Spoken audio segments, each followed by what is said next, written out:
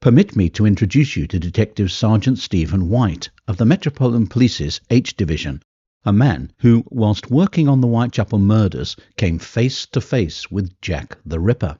Or so he claimed. Stephen White was a much-respected police officer, aside from the occasion when he was arrested for being drunk and assaulting a fellow officer after his retirement due, but I'll save that for another video. He was also involved in the hunt for Jack the Ripper and was the officer tasked with interviewing Matthew Packer, the Berners Street fruiterer who claimed to have sold grapes to Elizabeth Stride and a man on the 30th of September 1888, shortly before her body was found in Dutfield Yard, a short distance from Packer's home cum shop in Berners Street. White retired from the police in 1900 and found a second career as a lecturer, going around the country giving talks about his varied experiences. He died of prostate cancer in September 1919, and shortly after his death, this article appeared in the Dundee People's Journal, which was attributed to a Scotland Yard man. It has recently been claimed that this is an official police report, whereas it is in fact anything but.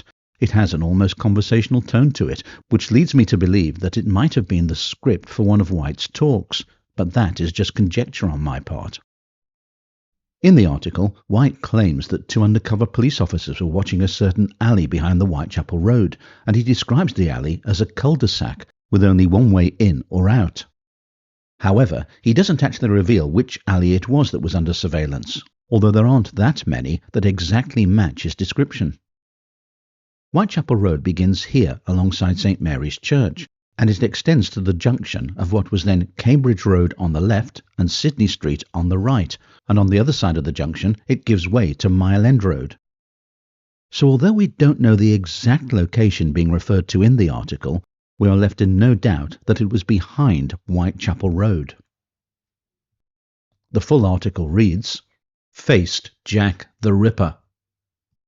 Steve White, as we knew our deceased colleague Stephen White, believed to be the only man engaged in the hunt who met Jack the Ripper, was a detective of the old school who worked without the fingerprint system and other devices favoured at the Yard today. For all that, he had many years' good work to his credit, and when he retired he had the reputation of having run more dangerous criminals to earth than any other man employed as a police officer in London. White was one of the officers who had to spend weary nights in different disguises, loitering about the narrow courts and evil-smelling alleys of the Whitechapel area on the off chance of detecting the murderer at his practice of decoying women to death and horrible mutilation. One of White's reports of his nightly vigils contains the following passages. For 5 nights we had been watching a certain alley just behind the Whitechapel Road. It could only be entered from where we had 2 men posted in hiding, and persons entering the alley were under observation by the 2 men. It was a bitter cold night when I arrived at the scene to take the report of the 2 men in hiding. I was turning away when I saw a man coming out of the alley. He was walking quickly but noiselessly, apparently wearing rubber shoes, which were rather rare in those days. I stood aside to let the man pass, and as he came under the wall lamp I got a good look at him.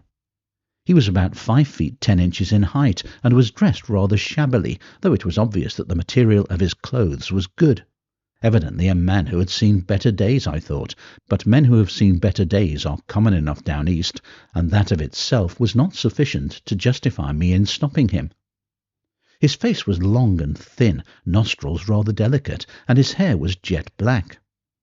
His complexion was inclined to be sallow, and altogether the man was foreign in appearance.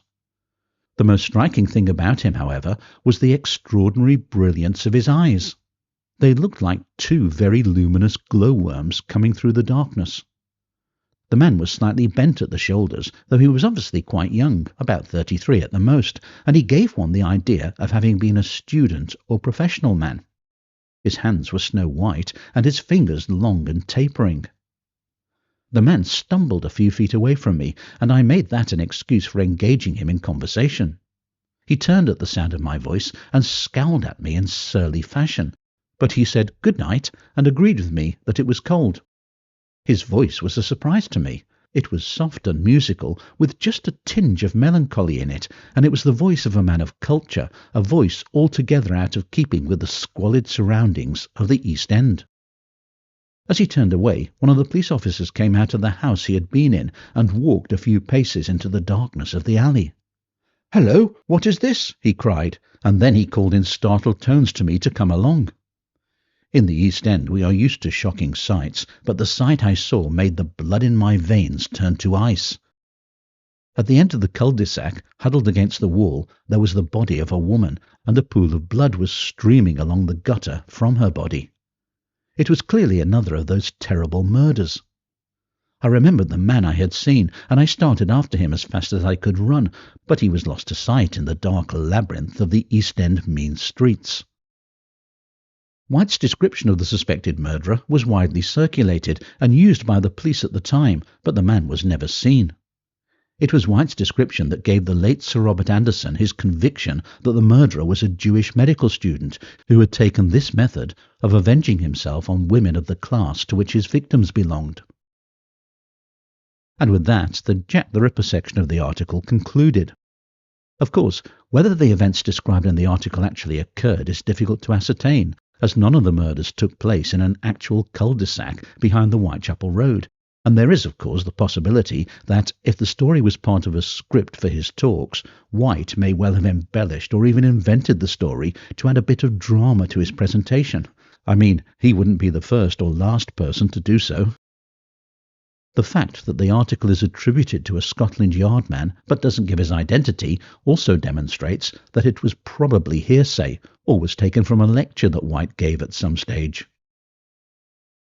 Interestingly, a second version of this story appeared in the East London Observer on Saturday the 27th of September 1919, offering a different version and one in which White did not come face to face with Jack the Ripper.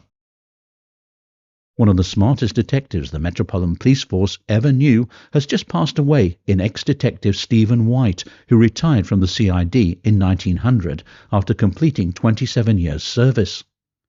His experience of murders was perhaps unique. He was engaged on the whole of the Jack the Ripper crimes, which caused such a grim sensation among East Enders. One night he was on what appeared to be a certain clue to the mysterious murderer of women in the Whitechapel region.